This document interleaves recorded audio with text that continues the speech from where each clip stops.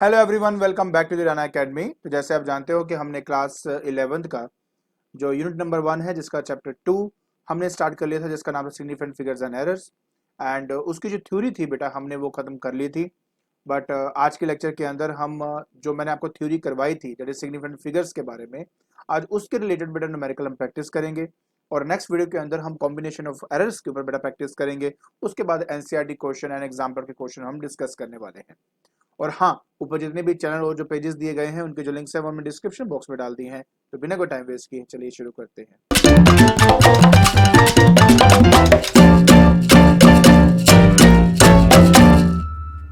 सो देखिए बेटा, numerical practice करने से पहले ना हमारा एक छोटा सा टॉपिक एक रह गया था, that is accuracy and precision के बारे में।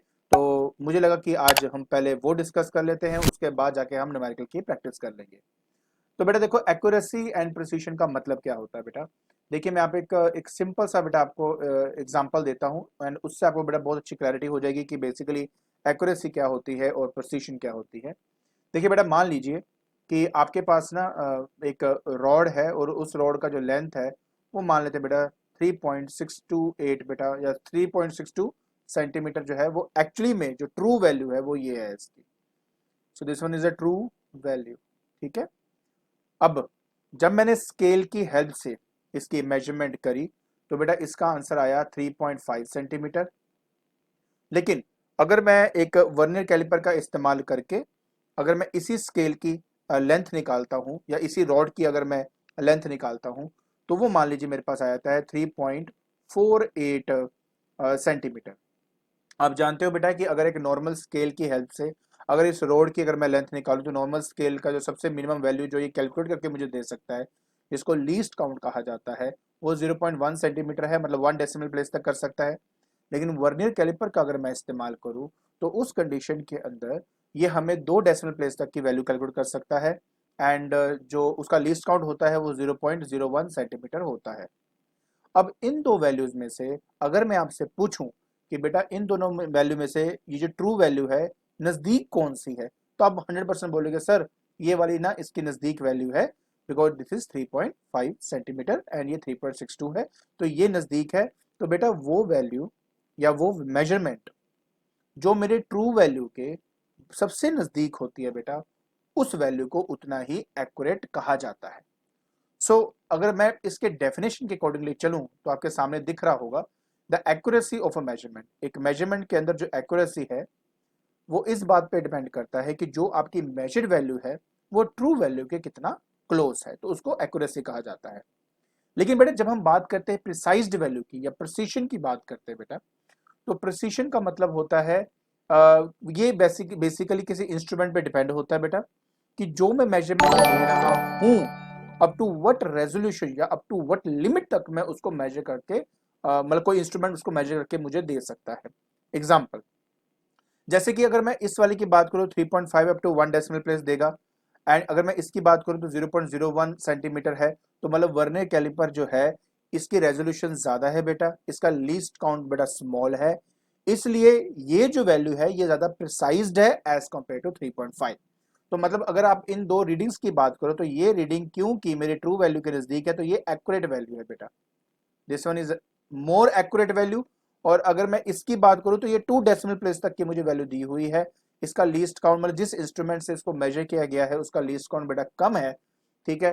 तो ये जो वैल्यू है बेटा, ये मेरी ज्यादा प्रिसाइज्ड वैल्यू है, प्रिसाइज्ड वैल्यू है बेटा। तो एक्यूरेसी और प्रिसिशन में सबसे बड़ा जो डिफरेंस है बेटा वो यही है। एक्यूरेसी बताती है किसी मतलब मेजरमेंट के बारे में जो ट्रू वैल्यू के नजदीक है, और दूसरा बेटा कि up to what decimal place तक मैं उसको मेजर कर सकता हूँ, किसी किसी इंस्ट्रूमेंट की लिमिट को बताता है या उसके लीस्ट काउंट को बताता है बेटा, उसको प्रिसाइज्ड वैल्यू कहते हैं। अब एक सिंपल सी बात जो यहाँ पे मैंने बताई है, मैंने वही यहाँ पे लिखा भी हुआ है। कहते हैं precision is determined by the least count of the measured instrument. जितना स्मॉलर बेटा लीस्ट काउंट होगा, ग्रेटर उसकी प्रिसीशन होगी। तो बेटा मेरे कहने का मतलब है, जैसे कि स्केल की अगर मैं बात करता हूँ, तो 0.1 सेंटीमीटर तक कैलकुलेट कर सकता है, मतलब उसका लीस्ट काउंट होता है। अगर मैं वर्नियर की बात करता हूँ तो 0.01 सेंटीमीटर होता है। अगर मैं स्क्रू गॉज की बात करूँ तो 0.001 सेंटीमीटर होता है। तो इन तीनों में से ज्यादा प्रिसाइज्ड वैल्यू कौन देगा? आंसर है ये स्क्रू गॉज वाला ज्यादा प्रिसाइज्ड वैल्यू देगा आपका। अब सबसे बड़ी इंपॉर्टेंट बात यह है बेटा कि अगर मुझे एक्यूरेसी को रिमूव करना है या मुझे प्रिसीजन को रिमूव करना है तो कौन से एरर को रिमूव करना चाहिए। याद है, अगर आपको याद हो, मैंने आपको सिस्टमैटिक एरर और रैंडम एरर के बारे में बताया था। तो let me make it very clear बेटा कि अगर आप एक सिस्टमैटिक एरर को रिमूव करते हो तो आपकी जो मेजर्ड वैल्यू है वो ज्यादा एक्यूरेट होती है। मतलब ये कि किसी भी मेजरमेंट की एक्यूरेसी को बढ़ाना है तो आपने सिर्फ क्या करना है, उसके सिस्टमैटिक एरर को रिमूव करना है। और सिस्टमैटिक एरर के अंदर बहुत कुछ था, अगर आपको याद हो मैंने आपको बताया था बेटा। उसके अंदर पर्सनल एरर होता है, इंस्ट्रूमेंटल एरर होता है बेटा, आपका लीस्ट काउंट होता है। तो ऐसे बेटा कई सारे एरर्स होते हैं। अगर आप उसको रिमूव कर देते हो, सिस्टमैटिक एरर की बात हो रही है बेटा, अगर आप उसको रिमूव कर देते हो तो आपकी जो मेजर्ड वैल्यू है वो ज्यादा बेटा एक्यूरेट हो जाएगी।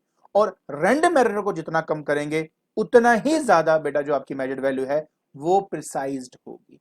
कई लोग बेटा एक्यूरेसी और प्रिसिशन को ना समझने में बहुत ज्यादा मिस्टेक कर जाते हैं कि एक्यूरेसी का बेसिकली मतलब क्या हुआ और प्रिसिशन का क्या बेसिक मतलब हुआ। तो बेटा मैं आपको एक सिंपल से बात बताता हूँ। जैसे आपने एक, मैं फिर से आपको ये चीज एक्सप्लेन करने की कोशिश करता हूँ बेटा। मान लीजिए कि आपके पास एक रॉड है, सपोज आपके पास एक रॉड है और उस रॉड का बेटा जो ट्रू वैल्यू है ना, वो मान लीजिए 3.65 है। एंड आपने स्केल का इस्तेमाल करके इसको मेजर करना शुरू कर दिया। किसने बेटा 3.5 निकाला, 3.4 निकाला, 3.3 निकाला, है ना, 3.8 निकाला। अब इन सब में से सबसे नजदीक वैल्यू कौन सी बेटा 3.5, तो ये इसकी एक्यूरेट वैल्यू मानी जाएगी। क्लियर। अब दूसरी बात, प्रिसाइज वैल्यू का क्या मतलब होता है। देखिए बेटा, अगर मान लीजिए मैं इसकी मेजरमेंट निकाल रहा हूं तो पहले इसका 3.5 आया, फिर 3.4 आया, उसके बाद फिर 3.4 आया, फिर 3.4 आया। तो बेटा इसका मतलब है कि ये जो 3.4 है, क्योंकि ये वैल्यू बार बार रिपीट हो रही है बेटा, तो ये मेरी एक प्रिसाइज्ड वैल्यू होती है। तभी कहा जाता है बेटा कि बहुत सारे अपने आप क्या कर लीजिए, इसमें रीडिंग्स ले लिया करिए। क्योंकि अगर आप बहुत सारी रीडिंग्स लेते हो और उसके बाद जाके बेटा क्या होता है कि अगर आप उसका अर्थमेटिक मीन निकालते हो तो जो वैल्यू आती है बेटा, वो वैल्यू के अंदर जो रैंडम एरर है बेटा आसानी से वो रिमूव हो जाता है। सो जब आप एक रीडिंग बार बार लेते हो ना बेटा, तो एक वैल्यू आप कभी नोटिस किया होगा बेटा, जब आप एक बार रीडिंग लेते हो अलग वैल्यू आती है, दूसरी बार करते हो अलग वैल्यू आती है। बट एक बार ऐसी कंडीशन आई थी जब आप बार बार एक ही वैल्यू आपकी आनी शुरू हो जाती है। सो बस इसका मतलब है कि वो प्रिसाइज्ड वैल्यू होती है आपकी। बाकी रिमूव कैसे करना है वो मैंने समझा दिया। और टेक्निकली टर्म्स में अगर बात करें तो इंस्ट्रूमेंट का सबसे जो लीस्ट काउंट होता है बेटा, जो होता है वो बेसिकली प्रिसीशन का नाम दिया जाता है। अब बेटा एक्यूरेसी प्रिसीशन को अगर मैं डायग्रामेटिकली अगर देखना चाहूँ, पिक्चर उसकी पिक्चराइजेशन कैसे कर सकता हूँ, तो ये सबसे बड़ा एग्जांपल है बेटा। इस एग्जांपल से आपको हर बातें अच्छे से क्लियर हो जाती हैं। देखिए बेटा, सबसे पहली बात ये है कि जो सेंटर पॉइंट है बेटा, यहाँ पर अगर आपका डार्ट लगता है, ये डार्ट बोर्ड है और ये डार्ट के निशान है बेटा। अगर सेंटर में आपका डार्ट लगेगा इसका मतलब वो बिल्कुल एक्यूरेट माना जाएगा। ठीक है। तो देखिए सिंपल सी बात ये है कि ये जो रीडिंग्स हैं ये सेंटर के अराउंड ही है, तो ये एक्यूरेट वैल्यूज होंगी बेटा आपकी। और साथ ही साथ एक ही पॉइंट पर बार बार वही डार्ट लग रहा है बेटा, आपका एक ही जगह पे बार बार डार्ट लग रहा है, तो ये आपकी प्रिसाइज्ड वैल्यू को भी रिप्रेजेंट करता है। लेकिन अगर मैं यहाँ पे बात करता हूँ तो एक भी आपका डार्ट सेंटर पे नहीं लगा है, तो ऑब्वियस है बेटा ये आपका एक्यूरेट तो बिल्कुल भी नहीं है। और सारे के सारे एक ही पॉइंट पर बेटा बड़ा एक ही रीजन के अंदर बार बार लग रहे थे, तो मतलब ये क्या है, प्रिसाइज्ड है। ठीक है। प्रिसाइज का मतलब है कि अगर वैल्यू बार बार रिपीट होती है तो प्रिसीजन होती है। एक्यूरेट का मतलब होता है किसी सेंटर पॉइंट, जैसे सेंटर पॉइंट की बात करूं या ट्रू वैल्यू के जितने नजदीक वो वैल्यू होगी तो वो एक्यूरेट वैल्यू मानी जाती है। अगर मैं यहां बात करूं, देख सकते हो एक रीडिंग बेटा एग्जैक्टली सेंटर के साथ लाई कर रही है, तो ये एक एक्यूरेट वैल्यू को रिप्रेजेंट करता है। बट अगर आप देख सकते हो तो इस रीजन के अलग अलग पॉइंट पे डार्ट लगे हुए, कभी इधर कभी उधर कभी इधर कभी उधर कभी बीच में, तो ये प्रिसाइज नहीं है क्योंकि एक वैल्यू बार बार रिपीट नहीं हो रही, इसलिए ये प्रिसाइज नहीं है। अगर इसकी बात करें तो ना ये प्रिसाइज है बेटा ना ये एक्यूरेट। क्यों? क्योंकि एक तो सेंटर से बहुत दूर है जितने भी डार्ट्स आपको दिख रहे हैं, और जो भी डार्ट आपको दिख रहा है बेटा एक पर्टिकुलर रीजन के अंदर क्लस्टर नहीं है, मतलब कोई ऊपर है कोई नीचे कोई साइड वाइज, तो ना ये प्रिसाइज्ड है बेटा ना ये आपका एक्यूरेट है। आई होप आपको बेटा एक्यूरेसी और प्रिसिशन जो है अच्छी तरह समझ में आ गया होगा। Very good. अब बेटा हमने डिस्कस करने न्यूमेरिकल्स, चलिए एक एक करके बेटा हम अपने न्यूमेरिकल को डिस्कस करते हैं। सो देखो बेटा, अभी इस वीडियो के अंदर जो मैंने न्यूमेरिकल्स डाले हैं वो सिग्निफिकेंट एंड जो सिग्निफिकेंट फिगर्स कराया था बेटा उनके रिलेटेड है, जिसके अंदर हम ये काउंट करेंगे कि कितने सिग्निफिकेंट फिगर्स है, जिसके अंदर बेटा हम ये देखेंगे कि जब किसी दो को हम ऐड या सब्ट्रैक्ट या मल्टीप्लाई डिवाइड करते तो फाइनल रिजल्ट क्या आना चाहिए। तो बेसिकली उसके ऊपर बेटा आज हम ये क्वेश्चंस करने वाले हैं। तो देखिए बेटा, सबसे पहले हम क्या करेंगे, यहाँ पर कहता है state the number of significant figures in the following, that है 2.000 मीटर। तो देखिए बेटा सिंपल सी बात है, ये आपका नॉन जीरो है और हम अच्छी तरह जानते हैं बेटा कि किसी भी नॉन जीरो के बाद जो जीरोज होते हैं उनको हम काउंट नहीं करते, बट आज मैं आपको एक बहुत ही इंटरेस्टिंग रूल के बारे में भी बताऊंगा, तो थोड़ा सा ध्यान से देखना। देखिए बेटा, फर्स्ट हमारे पास अगर देखें तो 2.000 मीटर है। डेसिमल के बाद वाले जीरोस को हम कंसिडर करते होते हैं, इसलिए बेटा 1, 2, 3 एंड 4, तो यहाँ पर रिप्रेजेंट हो जाएगा बेटा 4 सिग्निफिकेंट फिगर। तो ये 4 सिग्निफिकेंट फिगर्स को रिप्रेजेंट करता है। सेकंड में बेटा हम बात करें 5100 kg। देखिए बेटा, यहीं पे वो इंपॉर्टेंट रूल था जो मुझे आपको समझाना था। देखिए बेटा, अगर तो ये ऐसा नंबर होता 5100 सिंपल नंबर होता, तो इसका जो आंसर होना चाहिए था वो था two significant figure. And reason यही है कि कोई भी नॉन जीरो के बाद के जो जीरोज होते हैं उनको हम कंसिडर नहीं करते हैं। लेकिन यहां पर उन्होंने लिख दिया बेटा केजी। जब एक यूनिट को डिफाइन कर दिया जाता है बेटा किसी नंबर के साथ, तो हमें उन दोनों को भी कंसिडर करना पड़ता है, क्योंकि अदरवाइज आप इसको ये थोड़ा ना बोलोगे ये 51 केजी है, ये 5100 केजी है। इसका मतलब हो सकता था ये 5101 हो सकता था, या 5098 हो सकता था, या 5099 हो सकता था, जिसको राउंड ऑफ करके 5100 बनाया हो। So I just want to say that कि अगर यूनिट ना लगा हो तो ये दो सिग्निफिकेंट है, क्योंकि यहाँ पे यूनिट लगा हुआ है, सिर्फ इसी वजह से बेटा ये आपका 4 सिग्निफिकेंट बन जाएगा। तो ये एक बहुत बड़ी कंफ्यूजन होती है बच्चों को, तो आज मुझे लगता है इसके बाद वो क्लियर हो जाएगी। एंड अगर तीसरे पार्ट की बात करें बेटा 0.050 सेंटीमीटर, तो ऑब्वियस है बेटा डेसिमल के बाद का जीरो और नॉन जीरो से पहले के जीरो को कंसिडर नहीं करते, उसके बाद करते हैं। सो 1 एंड 2, तो इसका आंसर है 2 सिग्निफिकेंट फिगर। आई होप बेटा ये न्यूमेरिकल आपको समझ में आ गया होगा। चलिए अब हम अपना नेक्स्ट न्यूमेरिकल करते हैं। अब हम करेंगे बेटा round off the following numbers as indicated. देखिए सिंपल सी बात है, बहुत सिंपल सिंपल सा है बेटा, फटाफट मैं कर देता हूँ। कहता है 18.35 अप टू 3 डेसिमल प्लेस। तो 1 2 3, 3 के बाद 5 है, 5 के बाद ना कोई नंबर है ना जीरो लगा हुआ है, तो बस जब आप इसको हटाएंगे तो अपने इसके सामने वाले में +1 हो जाएगा, तो आंसर हो जाएगा बेटा 18.4। तो इस तरीके से बेटा आपने इसका आंसर देना था। Clear, very good. आगे देखते हैं बेटा, सेकंड पार्ट की बात करें तो सेकंड पार्ट में कहता है कि 143.45 अप टू 4 डेसिमल प्लेस। तो देखिए 1 2 3 4 और 4 के बाद 5 है। जैसे 5 को बाद देखूंगा तो क्या कोई नंबर है, नहीं है। क्या जीरो है, नहीं है। तो बस जब आप इसको रिमूव करेंगे तो अगर पहले वाला इवन है तो उसमें कोई फर्क नहीं पड़ेगा। आंसर है 143.4। तो इस तरीके से बेटा आपने ये दो पार्ट करने थे। तीसरे पार्ट की बात करते हैं। कहता है कि इसको आपने 3 सिग्निफिकेंट फिगर तक करना है। तो 1 2 3, उसके बाद अगर आप देखें बेटा तो आपके पास 6 और जो 7 है बेटा वो दिया हुआ है, राइट। अब ऐसे कंडीशन के अंदर जब आप 6 को रिमूव करते हो तो इसके अगले वाले में +1 हो जाता है। अगर आप ध्यान से देखो तो 189 प्लस 1 कर दूंगा तो दैट विल बी 19000। तो ये बेटा आपका यहाँ पर आंसर बन जाएगा। तो अगर आप इसकी बात करते हैं बेटा तो इसका जो आंसर है बेटा वो यही है, इज 19000। अब हम बात करते हैं बेटा इसकी, दैट इज फोर्थ की। ठीक है, तो यहाँ पे आएगा बेटा 12.659 अप टू 3 सिग्निफिकेंट। तो ये तीन ये पकड़ लो, उसके बाद देखो। अब बेटा देखो सिंपल सी बात है, अब ये 5 है बेटा, 5 के बाद कोई ना कोई नंबर आपको दिया ही हुआ है, तो जब आप अब इसको रिमूव करोगे चाहे इवन हो ओड हो, +1 तो होना ही होना है। इसलिए 12.7 बेटा आपका यहाँ पर आंसर आ जाता है। Clear, very good. अब हम यहाँ पे करेंगे बेटा आपको थ्री डेसिमल या 3 डिजिट्स तक लेके आना है। यहाँ पे था आपको 3 डिजिट्स है ना। देखिए अब क्या करेंगे, सबसे पहले ये 3 हम सिलेक्ट कर लेंगे। अब इसके बाद वाला जो नंबर है वो 5 से क्या है आपका छोटा है, तो बस सिंपली रिमूव कर दीजिए। आपका यहाँ पे आएगा दैट इज फिफ्थ का, दैट इज 249, और बाकी के जो 3 आपको दिख रहे हैं वो 000। तो ये 3 डिजिट्स में आपका यहाँ पे आंसर आ चुका है। अगर मैं सिक्स्थ की बात करता हूँ बेटा, 5 डिजिट्स तक लेके आना है, तो 1 2 3 4 5।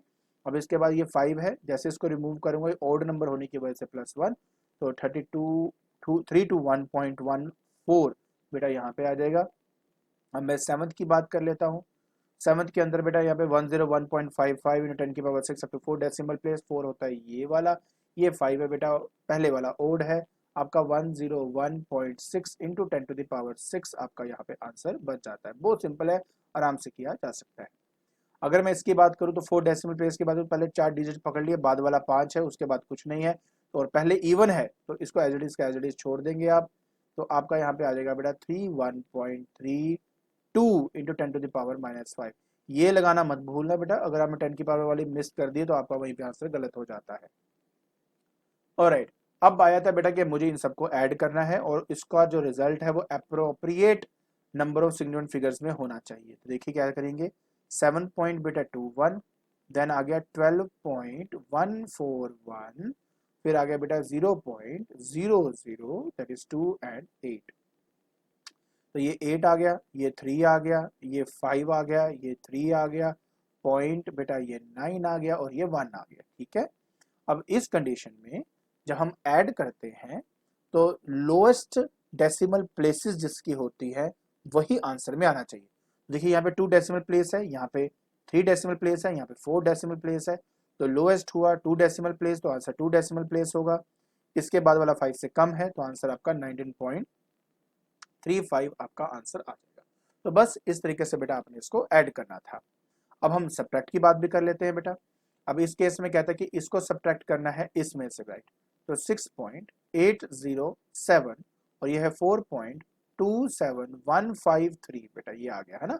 सब्ट्रैक्ट करने के लिए आपको पता है हम 0 0 कंसिडर करते हैं, तो ये 10 हो जाएगा, ये आपका 9 हो जाएगा, राइट, और ये आपका 6 हो गया।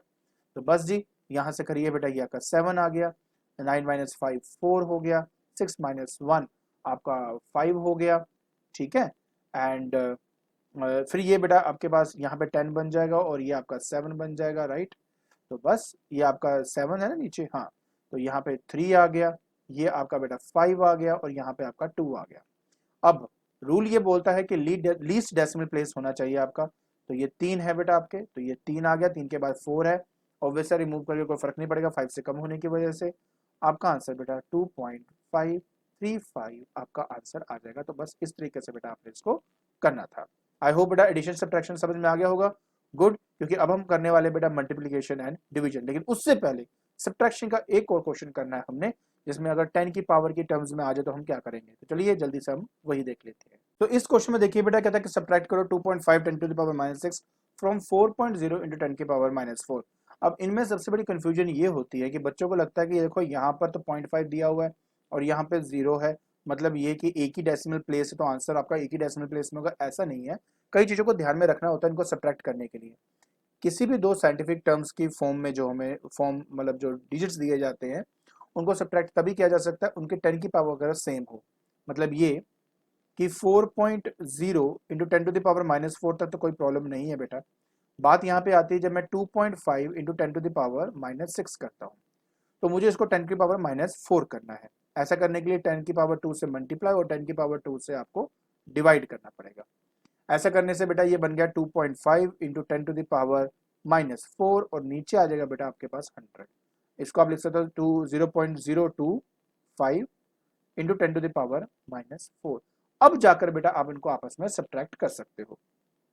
मतलब ये कि 4.0 into 10 to the power -4 minus 0.025 into 10 to the power -4। अब ऐसे कंडीशन में बेटा आप 4.0 माइनस 0.025 अब आप कॉमन निकाल सकते हो 10 टू द पावर -4। तो प्लीज याद रखें बेटा कि 10 की पावर -4 जब तक मतलब दोनों में सेम नहीं हुआ तब तक मैंने कॉमन नहीं निकाला है। प्लीज इस बारे में बेटा ध्यान रखना, अदरवाइज गलती होती ही होती है। तो बस आप इसको सब्ट्रैक्ट करिए बेटा, 3.975 बेटा आप सब्ट्रैक्ट करके आपको मिल जाएगा इंटू 10 टू द पावर -4। अब क्वेश्चन यहाँ पे राइज होता है कि मेरा आंसर किस फॉर्म में होना चाहिए। तो 10 की पावर -4 में देखूं तो 1 डेसिमल प्लेस है और 10 की पावर -4 में देखूं तो यहाँ पे 3 डेसिमल प्लेस है, तो आंसर हमारा 1 डेसिमल प्लेस होना चाहिए। तो बस बेटा सिंपल सी बात ये है कि 1 डेसिमल प्लेस होना चाहिए, तो मतलब ये वाला। इसके बाद अगर देखें तो 5 से बड़ा है तो मतलब इसमें +1 होगा। आपका आंसर आ जाएगा बेटा 4.0 इंटू 10 टू द पावर -4। ठीक है, तो बेटा बस इस तरीके से आपने इसको सॉल्व करना था। अब देखने वाला बच्चा बोलेगा तो जहां से शुरू किया वहीं खत्म हो गया, लेकिन नहीं, हमने सिग्निफिकेंट फिगर्स को ध्यान में रखते हुए ये काम किया है और ये हमारा आंसर बिल्कुल परफेक्ट है। ओके, अब नेक्स्ट बेटा इस तरह के क्वेश्चन भी आपको आ सकते हैं जिसमें कहा जाता है that is the radius of a sphere is 1.41 centimetre, express its volume to an appropriate number of significant figures बेटा। तो अगर इस तरह के क्वेश्चन बेटा अगर आपको आते हैं तो इसके अंदर बेटा सबसे पहली बात है मन में ऑफकोर्स ये आता है कि सर क्या हम इसको सेंटीमीटर को मीटर में कन्वर्ट करने की जरूरत है। आंसर है कि नहीं, ऐसा कुछ करने की भी आपको जरूरत नहीं है, ऐसे सिस्टम के बारे में तो कुछ बोला नहीं हुआ। सिंपल आप अपना फॉर्मूला लगाएंगे बेटा और आपको आंसर मिल जाएगा। एक सफियर है बेटा, सफियर का आपको रेडियस दिया हुआ है और वो रेडियस है 1.41 सेंटीमीटर। अब क्या करेंगे, मुझे बेटा यहाँ पे निकाला था वॉल्यूम, और वॉल्यूम का केस जो सफियर का होता है बेटा 4/3 पाई आर का क्यूब होता है। अब आपने बेटा दो तीन बातें समझनी है जो इसमें बहुत ज़्यादा इंपॉर्टेंट है बेटा आपका। पहली बात, 4/3 और जो पाई है बेटा वो हमारा 3.14 है। अच्छा, कभी कभार क्या होता है कि आपको स्पेसिफिकली दिया होता है कि पाई की कौन सी वैल्यू आपने यूज़ करनी है, तो तब आप बेटा वही वैल्यू को यूज़ करेंगे। उसके बाद बेटा आर की वैल्यू 1.41 का होल क्यूब। बट आप समझ लीजिए कि मुझे इस पूरे पूरे को बड़ा सॉल्व करना था, ठीक है। जैसे आप सॉल्व करते हो आपका आंसर 11.736 सेंटीमीटर का क्यूब मुझे मिल जाता है। अब आया बेटा सबसे बड़ा आपका सवाल। सवाल ये कि सर मुझे मेरा जो आंसर है वो कितने में होना चाहिए, मतलब कितना सिग्निफिकेंट फिगर होना चाहिए। तो अगर आपको याद हो बेटा, मैंने आपको साफ साफ एक बात बताई थी कि एडिशन सब्ट्रैक्शन में हम डेसिमल प्लेसेस देखते हैं, लेकिन मल्टीप्लिकेशन और डिवीजन में सिग्निफिकेंट फिगर जिसका जितना कम होता है उस हिसाब से हम आंसर निकालते हैं। अच्छा, कई बच्चों को इस बात से कंफ्यूजन भी हुई है कि 4 और 3 वन सिग्निफिकेंट है। इफ यू रिमेंबर, मैंने आपको पहले भी बताया था बेटा अपने लेक्चर के दौरान कि ये जो कांस्टेंट नंबर्स होते हैं बेटा, इनके infinite number of significant figures होते हैं, इसलिए इनको कभी भी कंसिडर मत किया करो जब आप उनको यूज कर रहे हो एज अ मतलब जब आप सिग्निफिकेंट फिगर्स को फाइंड कर रहे हो तो उस टाइम। तो प्लीज इस बात को ध्यान रखना, ये 4 और 3 को कंसिडर मत करना, ठीक है। ऑलराइट, सो अब इन दोनों को देखें तो ये 3 सिग्निफिकेंट फिगर्स ही हैं दोनों के, तो आंसर 3 सिग्निफिकेंट में होना चाहिए। तो इसके बाद का नंबर अगर देखें तो ये 5 से बेटा कम है, तो जब आप रिमूव करेंगे 11.8 सेंटीमीटर क्यूब, ये बेटा आपका अप्रोप्रिएट आंसर बन जाएगा, ठीक है। दूसरी बात, नहीं 11.8 नहीं आएगा बेटा, 5 से कम है ना, तो इसमें कोई चेंजेस नहीं आएंगे, तो इसलिए आ जाएगा 11.7 सेंटीमीटर का क्यूब। अब हम बात करेंगे बेटा यहाँ पे the length and the radius of a cylinder measured with the slide calipers are found to be, slide caliper बेटा वर्नियर कैलिपर को कहते हैं, are found to be 4.54 centimetre and 1.75 centimetre respectively. Calculate the volume of the cylinder. देखिए बेटा simple सी बात बताऊं आपको, तो आपको जो लेंथ है दैट इज L, वो आपको 4.54 सेंटीमीटर दिया हुआ है, और जो हाइट है, हाइट नहीं, हाइट लेंथ ही होती है बेसिकली यहाँ पर, राइट, इसको छोड़ो, रेडियस आएगा आपका रेडियस, और जो रेडियस है बेटा वो 1.75 सेंटीमीटर आपको दिया हुआ है। सो वॉल्यूम निकालना है बेटा, वॉल्यूम ऑफ सिलेंडर तो आपको पता ही है पाई आर स्क्वायर एल होता है बेटा, आर स्क्वायर एल या एच, अब जो आपको ठीक लगता है, ये एच और एल एक ही बात है बेटा यहाँ पे, ठीक है। तो बस कुछ भी नहीं करना था बेटा, मुझे पाई की वैल्यू डालनी है, आपको पता ही मैंने कहा था 3.14। आर की बात करें तो 1.75 का होल स्क्वायर और साथ में 4.54 बेटा यहाँ पे वैल्यू आ जाएगी, ठीक है जी। बस आपने बेटा अब इसको सॉल्व करना है। अच्छा, सॉल्व करते हो तो इसका वैल्यू कोई छोटी नहीं आती है, ये आता है 43 पॉइंट दैट इज 657775। तो बेटा इस तरीके से मतलब आप क्या इसका जो है वो आंसर आता है, साथ में सेंटीमीटर का क्यूब जो है वो तो लगेगा ही बेटा आपका। अब 3 सिग्निफिकेंट की टर्म्स में है बेटा सारे, तो मतलब सिर्फ यहाँ तक की बात करेंगे, लेकिन देखो उसके बाद का नंबर 5 है और 5 के बाद नंबर है, इसलिए जब मैं इसको रिमूव करूंगा तो इस वाले में +1 होगा, इसलिए आपका आंसर बेटा 43.7 सेंटीमीटर क्यूब आपका आंसर आ जाएगा, और यही तरीका है बेटा इसको सॉल्व करने का। तो answer should be in 3 significant figure, और इस तरीके से बेटा आप आसानी से इन क्वेश्चन के आंसर दे पाएंगे। आई होप आपको ये सब समझ में आ गया होगा, ठीक है। तो आज के लेक्चर के अंदर बेटा हमने स्टडी किया एक्यूरेसी एंड प्रिसिशन के बारे में। हमने ये जाना कि सिग्निफिकेंट फिगर्स को कैसे फाइंड आउट किया जाता है, और किसी भी दो नंबर्स को अगर हम ऐड, सब्ट्रैक्ट, मल्टीप्लाई, डिवाइड अगर हम कुछ भी करते हैं तो उस कंडीशन के अंदर बेटा इनको कैसे सोल्व किया जाता है to a correct significant value. और अगर आपको मेरी वीडियो पसंद आ रही है तो please like it, share it and subscribe it. आज के लिए बस इतना ही। Thank you so much.